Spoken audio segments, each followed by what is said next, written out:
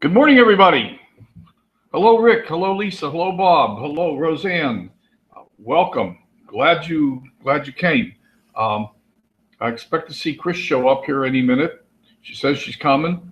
Maybe a couple other people, and we'll get started. So, in fact, why don't I just jump over and get the PowerPoint up?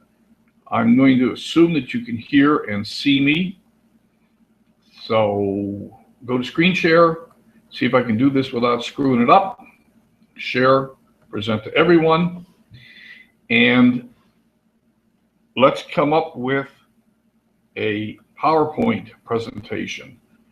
So there we go. Now, I'm going to drag my feet for just a second here till I know Chris is coming on, a couple other people maybe, but like I said, I set out to do the power of attention, and we're going to roughly follow, but not completely, but roughly follow, most of the material comes from Wayne Dyer's Power of Attention. Much of it does, but not all of it.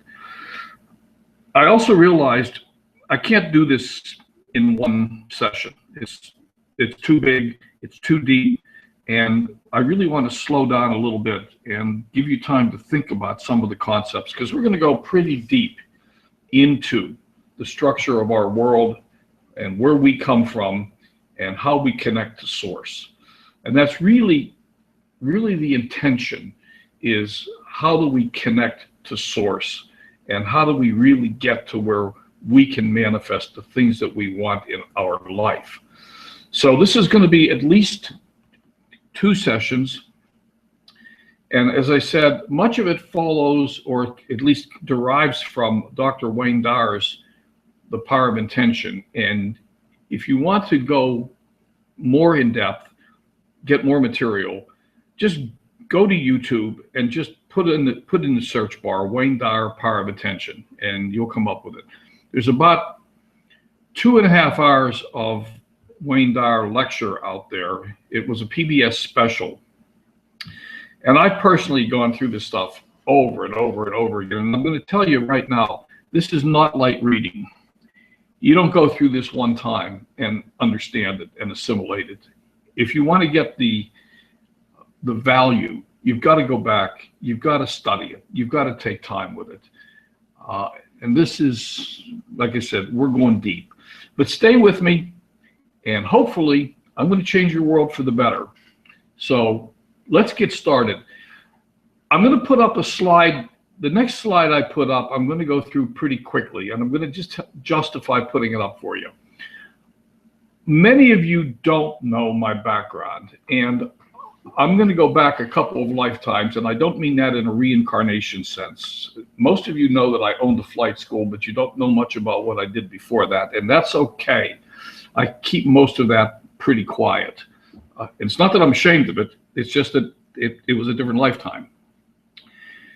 But I come from the world of high technology, and I'm going to show you a slide which will give you a little bit of my qualifications in a moment. And the reason I'm doing that is because as I move through today, I'm going to tell you some concepts from quantum mechanics and concepts from astrophysics. And you're going to shake your head and you're going to say, who am I to be talking about this stuff? Well, I really do have the background. I actually studied relativistic astrophysics under Dr. Michael May at the Lawrence Radiation Laboratory. This goes back a number of years. So I've had 6 courses in quantum mechanics. I was in a PhD program in applied physics, did a dissertation in Apollo reentry communications. And I got very close to becoming Dr. Mooney, but I never finished my doctorate. I went skiing instead, and we'll just leave it at that, because it happened at a time in my life when some major transitions were taking place, and I just quit and I went skiing, and it's that simple. But I do have a very extensive background in high technology, and let's just leave it at that. And astrophysics, cosmology, the structure of the universe, and particle physics has been one of my sort of pet topics, amongst my pet topics for many years. So let's go. Last week we looked at affirmations. We looked at the belief that we have to weed our garden on a daily basis, and if we don't weed the garden, we get weeds, and we have to basically clear our mind. We talked about setting intentions last week, and it was a sort of a very superficial one way we can get what we want. If we're struggling with affirmations or afformations, one way we can get what we want is to set intentions. Like I intend to be, let's say I intend to be my ideal weight of 150 pounds by June 1st. And we talked about feeding our subconscious mind. We talked about things like mind movies. And again, I would recommend to anyone who doesn't have a mind movie that you go make one for yourself. It is a purchased product, and there is a link for it. And yes, it's an affiliate link. And yes, if you buy a mind movie, buy mind movies with my link, yes, I make a little bit of money. And so I would really love it if you did that. But nevertheless, if you just take my link and go to Mind Movies, you're going to get several free Mind Movies. You don't have to buy anything to get the package of free Mind Movies that they offer as sort of a tickler teaser package to give you an idea of what's possible. We talked about vision boards last week, and we talked about what's real. Let's pick it up with what's real. Last week, we asked ourselves, what is real? And we had a definition of real as that which never changes. And we decided in that context, we asked ourselves about our body, about ourselves, what is real? And we can conclude that certainly not our body. Our body's not real in that context. We started as a zygote, and we became an infant. We got born, and we became a toddler, and we became a teenager, we became an adult. And if you look back through the life of your body, there isn't a cell in your body today that was there 20 years ago or 10 years ago or 5 years ago. Your body is always replenishing itself. Cells die, new ones grow. Almost your entire body turns over. Now, it's been said that your body changes itself every 2 years. That's not really true.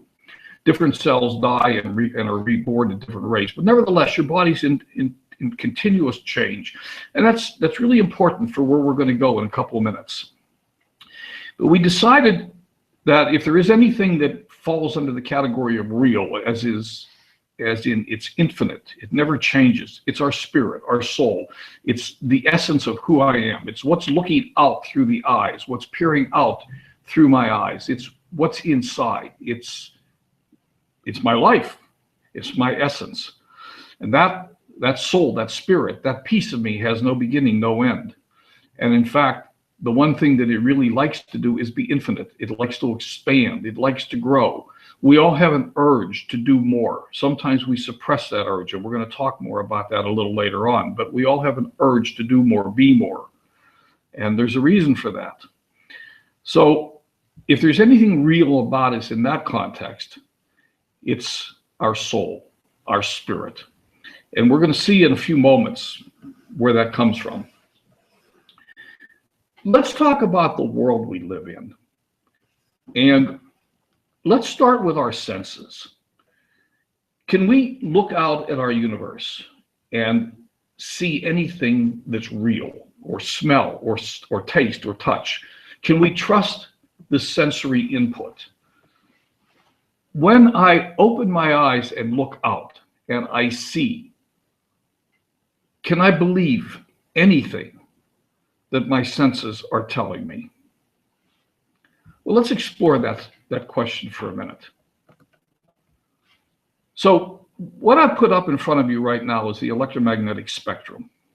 It starts at the right side and goes to the left side of the page. It's 15 orders of magnitude, 15 factors of 10, from the longest wavelength at the right side of the page to the shortest wavelength at the left side. And so starting from the right side, you got long waves, you got radio and TV, you got microwaves, you got thermal radiation, you got infrared, and finally we come to this teeny tiny little, almost minuscule sliver called the visible spectrum. That's what your eye detects, the visible spectrum. Not even a factor of 2 in the entire electromagnetic spectrum, just a teeny tiny little sliver of light. So does that represent the universe? When we look out with our eyes, can we see what's out there? And I think the answer is pretty obvious. No, no. There's this huge spectrum of stuff, and we can't detect almost any of it. Just a teeny tiny little sliver of it. So what's there? What's really out there? And quick question. If you could see all of it, what would the universe look like if we could actually see all of it instead of that teeny tiny little spectrum? So we're going to conclude right now that our eyes don't tell us what's out there. They only tell us a teeny tiny little bit. Well, what about sound? Typical human sound is 100 hertz to 20 kilohertz. And 14 kilohertz is considered to be very good. Very few people can hear up to 20. I can't. I can hear up to about 14. But whales can echolocate across hundreds of miles of oceans at frequencies that we can't hear, 30 hertz. Bats can echolocate with frequencies we can't hear, as high as 212 kilohertz. Humans can't hear a dog whistle.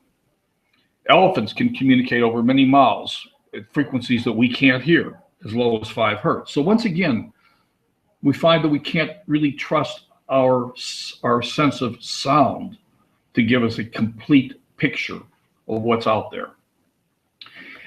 And where I'm going with this is the simple conclusion. We can't trust our sensory input to tell us anything about what's real or what's out there in the universe. What we see, what we hear, isn't what's there. It's not even a small fraction of it. Well, maybe it's a small fraction. So let me take you to an alternate viewpoint. Before I do that, let's just talk about the universe itself. Over the thousands of years of human evolution, our picture of the universe has evolved. We used to think that the Earth was at the center of everything, and everything revolved around Earth. And then we figured out that that wasn't completely true. We figured out that the Earth revolved around the sun. And then we figured out that, well, the sun isn't the center of the universe. We have these things called galaxies, and they have billions of stars in them, not just our sun, but there's over 1 billion stars in the Milky Way galaxy alone. Well, there's billions of galaxies. And then we decided, well, the universe expands. It started with a thing called a Big Bang. There was a singularity, a point in space-time. And 13 billion years ago, our universe exploded from this singularity, and it's been expanding ever since. If the universe is expanding, what's it expanding into? What's out there? What's beyond the universe? And the traditional answer to that has been, we can't know. That's a subject for theology.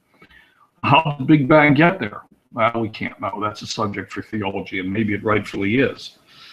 But today our picture of the universe has gotten much more complex, and I'm going to suggest a simplification in a moment. But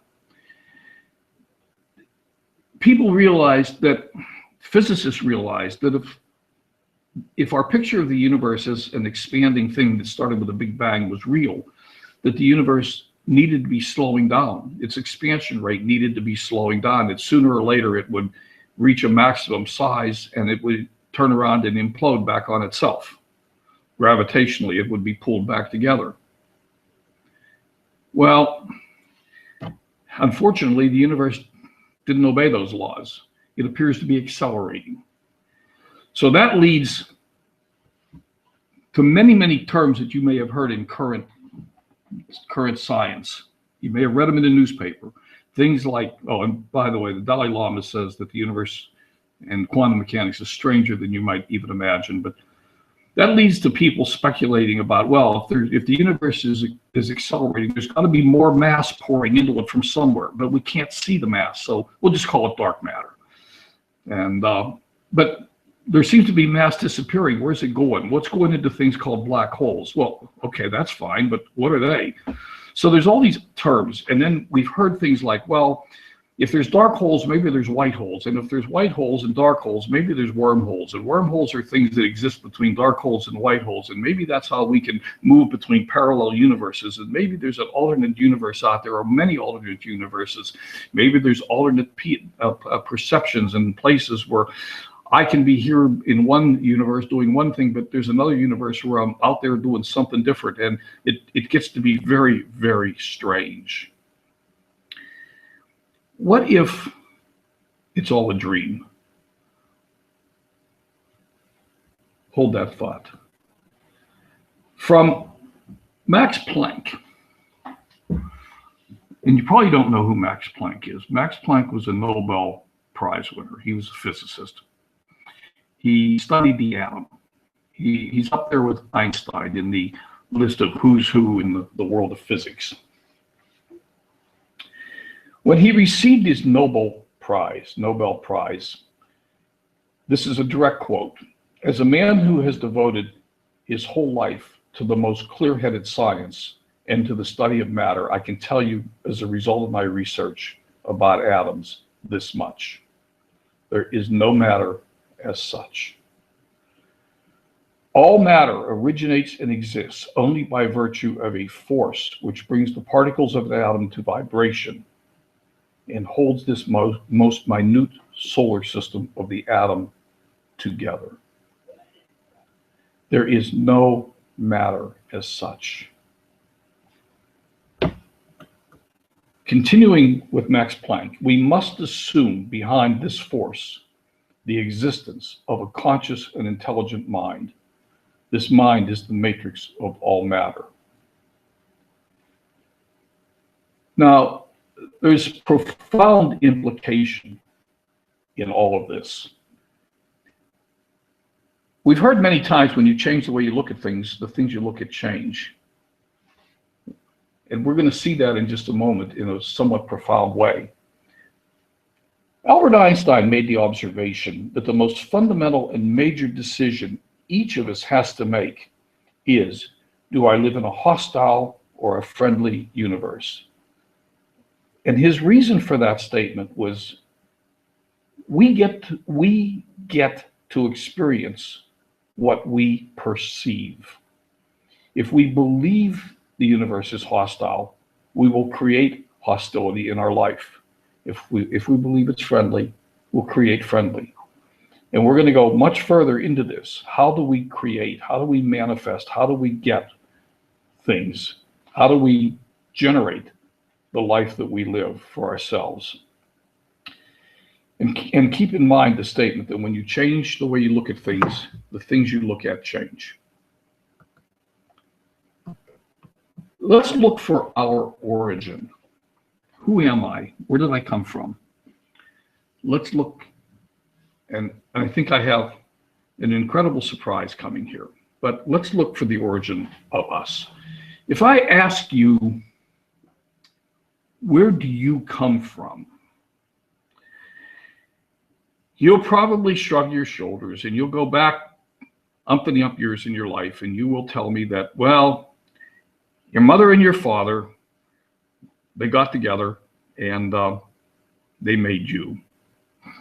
So at the beginning of you, there was a infinitesimally small speck of human protoplasm, a zygote, a sperm and an egg. One sperm, one egg.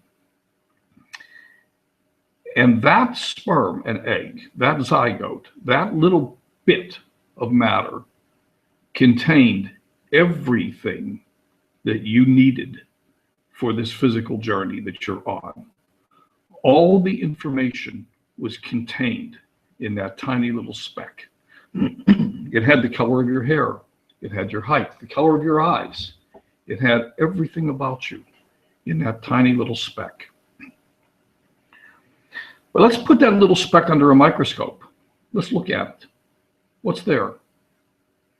As we go deeper into it, we see molecules. And then we turn up the magnification and we see atoms. And way back when some of us went to school, atoms were the building block of matter. They had a nucleus with protons and neutrons, and they had electrons running around in orbits. They looked like little universes. Those were those atoms that Max Planck talked about a few moments ago. But when we try to look at the electrons, depending on how we observe them, they change their characteristics. Now, if any of you have seen the movie, What the Bleep Do We Know Anyhow? There was a scene in the movie where the woman was standing at a basketball court, And when she turned her back on the basketball court, the basketballs were all over the place. There were multiple basketballs bouncing around. There was just waves of probability. And when she turned and looked at the basketball, it snapped into position. And when she turned her back, it snapped out of position and went wandering around again. Observing changed the characteristics of the thing being observed. And this is, we go down all the way into a thing called the Heisenberg uncertainty principle, which I'm not going to belabor at all, but it basically says that we can't observe these fundamental particles without disturbing them.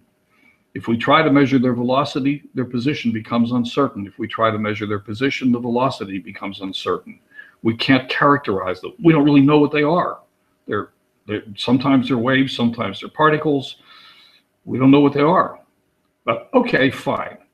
We have our nucleus of our atom. Let's go deeper into that. What is it? It's the same thing. Now it's just new particles. They're called quarks, or they're pions and muons and all kinds of stuff.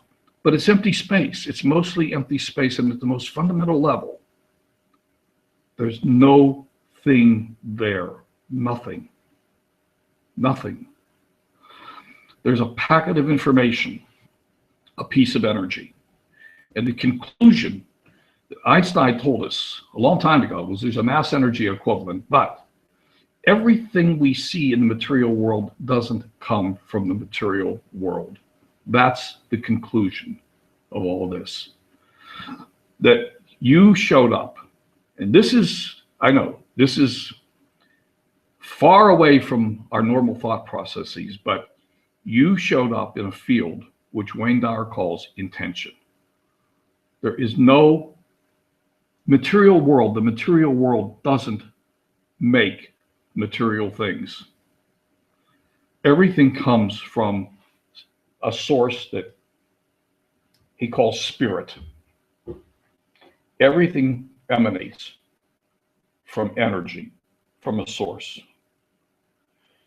And again, Wayne calls that field intention. And in order to manifest in our life what we want, we have to connect to that field of intention. And that's the purpose of where we've been for the last few minutes, to understand that there is no material universe as such. Matter is simply energy bouncing around. When you hear everything is vibration, that's what it really means. When you go in at the deepest level, you can't find anything there at all that you can really hang your hat on and say, aha, I found the building block of matter. I know what it is. It's not there. And in fact, I'll give you a link to a video in a couple of minutes, but in fact, there are people today, credible people, they're not loony, who will tell you that there's a good chance that everything you see is an illusion. It's a dream. It's like we walked into a movie theater and we're watching a movie and it appears to be real. It's up there on the screen and it appears real, but it's not. There's nothing there. There's just a movie. That's all there is. The question is, at the most profound level, is there even a material universe out there? I'll let you ponder that one. So, our usual view of intention is that normally we think that of intention as something we have control over. I intend to do whatever I intend to do. I'm going to clean the garage today, and nothing can stop me. I intend to do it. I'm going to go do it. Unfortunately, that view of intention is egocentric. It's our ego talking to us. It's our ego saying, I have control of this. I can make it happen. But we don't have control of anything. Everything comes from the source that we came from. And if we're not connected to that source, we really don't have control of anything. And one of the reasons that we have trouble getting what we want is because our ego gets in the way. Our ego is telling us that we have the ability to do something and that we don't need the connection to source to get it done, but we do. So an alternative view is intention is not necessarily something you do. It's something you connect to. And we need to learn to surrender, to let go, and to connect to our higher self. So, for example, Wayne Dyer talks about channeling. He will tell you that he doesn't write any of the books that he authored, 40, 50, however many books. He didn't write them. He will tell you that he goes into his sacred writing space and puts one hand on the table. He lights his candles, puts a hand on the table, picks up his pen with his other hand, and the words flow through him. They don't come from him. They flow through him. And that in order for us to manifest in our life what we want, we have to do the same thing. We have to channel. We have to connect to source. And we have to have a good, clean connection to source. So another quote from Carlos Castaneda. Carlos Castaneda was a metaphysicist. He was an anthropologist. In the universe, there is an unmeasurable, indescribable force which those who live of the source call intention. We'll look at what of the source means in just a moment. Absolutely everything that exists in the entire cosmos is attached to intent by a connecting link. Sorcerers, and in this context, sorcerers are people who live by the source or of the source. They're not the magicians and etc. of Harry Potter. They're not witches and warlocks. Wayne Dyer would be considered a sorcerer in this context of what the word means. Sorcerers are not only concerned with understanding and explaining that connecting link, but they are especially concerned with cleansing it of the numbing effects brought about by all the concerns of living at ordinary levels of consciousness. Excuse me. Think about that, cleansing it of the numbing effects brought about by all the concerns of living at ordinary levels of consciousness. I'm not good enough. I'm too old. I'm too young. That's not for me. Other people do things like that. Those are the concerns of living at ordinary levels of consciousness. And those are the things that tarnish the connection to source, to our creator, if you like. Those are the things that make it difficult for us to manifest, because once again, we are not connected. We are fighting the connection with all of our petty little concerns about living at ordinary levels of consciousness. Everything was intended here, including you. Everything emanates from the source. And that source is that it intends everything into the material world. There is no material world as such. Back to Max Planck. And again, when we look out there, when we look out at the window and we think we see a material world, we see only a teeny tiny little fraction of what's there, and we really don't know. We really don't understand what's there. We can't understand it. Not at our level of consciousness. That source, that field of energy, it beats your heart. It grows your fingernails. It is the thing that animates all life. And we are all connected to it. We are all one. We are all one thing. If you knew, really understood this source and how to connect to it, if you knew who walked beside you on this path you have chosen, you would never feel fear or doubt. That's a direct quote, word for word, from Wayne Dyer. If you truly understood there is a source, there's something available to you that is responsible for all of it, everything, you would have no fear or no doubt. If you truly understood your connection to source, everything becomes so much easier. But it does require surrender. It requires giving up to God, really. And I'm going to use the word God now in that sentence, but I'm going to also remind you that The word doesn't matter. You can't get wet from the word water. You have to jump in the river to get wet. And the same is true of source. You can call it anything you want. Call it God, that's fine. Call it infinite, call it source, call it anything. But in order to experience it, you have to jump in. You have to be part of it. And you are part of it.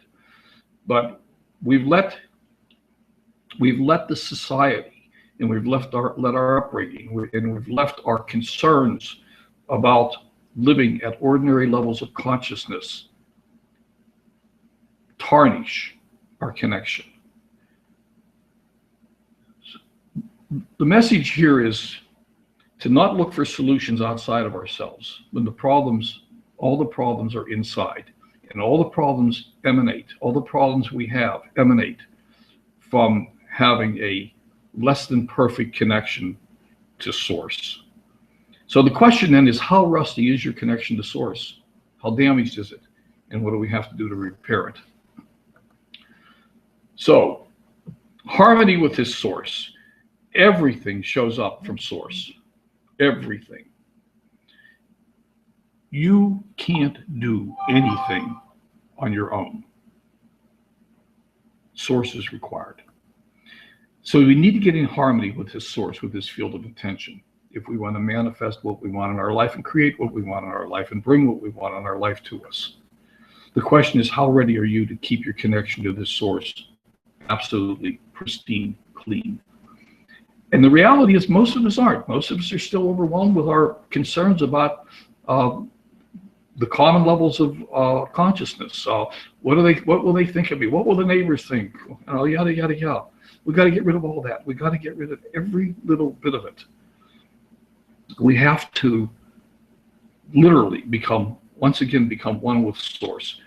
And if you do that, you can do all that field of attention is able to do. You can heal yourself. You can attract anything you want into your life. You can find the right people. You can create miracles. But it requires connecting to source. And then I'm going to address one thing. Can we really do all that source can do? And I want to address this. And I'm going to also tell you that I'm going to have the audacity to actually disagree with Dr. Wayne Dyer. Wayne talks about, if I take a cup of water out of the ocean, is the water in my cup still ocean water? And the answer is yes, of course it is. Does the water in my cup have all the characteristics of the ocean? It has all the characteristics of ocean water. Yes, of course it does. Whatever the ocean water is, the water in the cup is too. Now, here's the critical question. Can the water in the cup do everything the ocean can do? Wayne says yes, I say no. And the reason I say no is this. The cup cannot make a 1,000-foot high tidal wave or tsunami. The ocean can. While the properties of the material in the cup are the same as the properties of the material in the ocean, the cup doesn't have the power, the strength, the size of the whole ocean. It only has characteristics of the content of the ocean or the water. And similarly, we don't have the power of the entire creative universe. We can't make galaxies. At least I haven't figured out how to make galaxies yet. But we are connected to source. We emanated from source. We are part of source. And the point of all this today was to drive home the fact that we've said it before in many different ways, but now we've just driven it home. There's unequivocal evidence sitting right in front of you that you are connected to source. You are part of source, and source is part of you. Source, you have source in you, and you can tap into source, and you can do everything that source can do, almost everything. I still think you cannot probably create a galaxy without some help. But you can heal yourself. You can attract the right people in your life. You can create miracles. You can have, do, or be anything you want. So I'm going to end this today. This is deep. If you're really going to get something out of it, you're going to have to go back, look at it again, or perhaps go and don't take my word for it. Watch Wayne Dyer. Look up some other things on YouTube. There's lots of stuff out there. The conclusion from week 1 is that our senses can't be trusted to paint an accurate picture. When you look out at the universe with your eyeballs, you cannot see. Even a tiny, teeny, tiny little fraction is all you can see of what's out there. And you can't hear everything that's there. So our senses can't be trusted to give us a picture. There is no matter as such. All matter is energy vibrating. That's all it is. And if you put anything, including you, under a microscope and start to look, there's nothing there. It's mostly empty space. And I know that's a hard concept to wrap your mind around. I know that. But it's the way it is. There is a conscious and intelligent mind that is running the whole show. Fundamentally, no question about that. And yes, there are still people that believe that the earth is flat too. So there are still people that don't believe. It's okay. Love them anyhow. Let them go their way. We come from no thing. We cannot find a material thing that you or I came from. We came from no thing. We were willed here by an energy field, by a source, by God. And that's how we got here.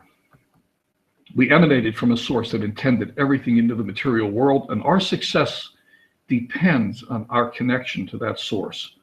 And our connection to the source is damaged by our concerns from living at lower levels of consciousness. And where we're going to pick this up next week is how do we clean that connection? How do we get a tighter connection to source? What does source look like? What are its characteristics? Now, that may seem pretty bizarre, but that's where we're going. So I'm going to give you an even deeper thought to ponder. And here's a link to a YouTube video if you want to go. This is a short video, that's 15 or 20 minutes long, but all matter is merely energy condensed to a slow vibration. Once again, there is no such thing as matter per se. It's energy vibrating. And when it gets to a low, slow vibration, it has the appearances of solid, but it's not solid. It's mostly empty space. We are only one consciousness experiencing itself. There is no such thing as death. Life is only a dream, and we are the imagination of ourselves. Whew. That's going to take me a while to contemplate. So, next week, we're going to talk about how to cleanse our connection to source. We're going to look for the ways to ease the way to receive everything we want and smooth the path, our path through life. We're going to ask the question, what does source look like? What are the dominant characteristics that enable us to have a clean connection? What are the obstacles that inhibit this connection? And I'll give you a preview. Ego is right up there with one of them. And we're going to ask ourselves, how can we feel good? And the interesting thing about it is at the core of everything that we want to accomplish as people is the need to feel good. To feel good about ourselves, to feel good about our neighbors, to feel good about the world, to feel good about everything.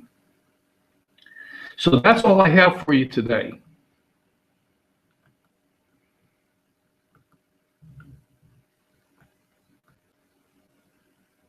I hope you got value. I'm looking at the chat.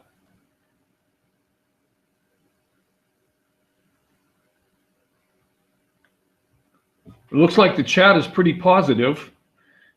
It looks like most of you are sitting there going, oh God, where did this guy take me? Can I put one in the chat, Larry? A lot of value. Thanks, Roseanne. Yeah, I'll put the replay. Wait, what can I put? What in the chat? I'm sorry. All right, Larry, tell me what you're asking for. You could be. I'm going to put the replay into the Lunch with Len group. Thanks, Roseanne. I hope you appreciated it. I hope everybody got value. And look, I'm going to tell you this. This isn't light stuff. You've got to spend some time with this. This is deep, heavy stuff. But the reality is, I think it's where we all want to go with our life. It's what we want to do. Yeah, Larry, I will. Yeah, okay. I'll put all the links in. Look in Lunch with Len. Give me a little time. Give me a few minutes. I'm going to put up all the links. So that's it then. Everybody go have a wonderful day. For those of you who come to Lunch with Len, and I hope that's all of you, let me remind you, the Lunch with Len on Tuesday, we have Antonio Thompson. So we're starting up with bringing on the people that we talked about last week. On Thursday, we have another really special guest on Thursday. So Lunch with Len, Tuesday and Thursday next week, both days, we have guests. I'm not going to tell you who Thursday is. And then on next Saturday, I'm going to pick up right where we left off today. And I have a lot of really, really good material about how to clean up our connection and get really solidly connected to Source and get what we want, or at least get what Source wants for us, because sometimes what we want isn't what Source wants. We have to accept that. We have to accept that there are times that God doesn't want the same thing for us that we want. And we have to learn how to get our ego out of the way and let God have his way, because he will, she will, it will. Okay, everybody, have a great weekend, and we'll talk again. Bye for now.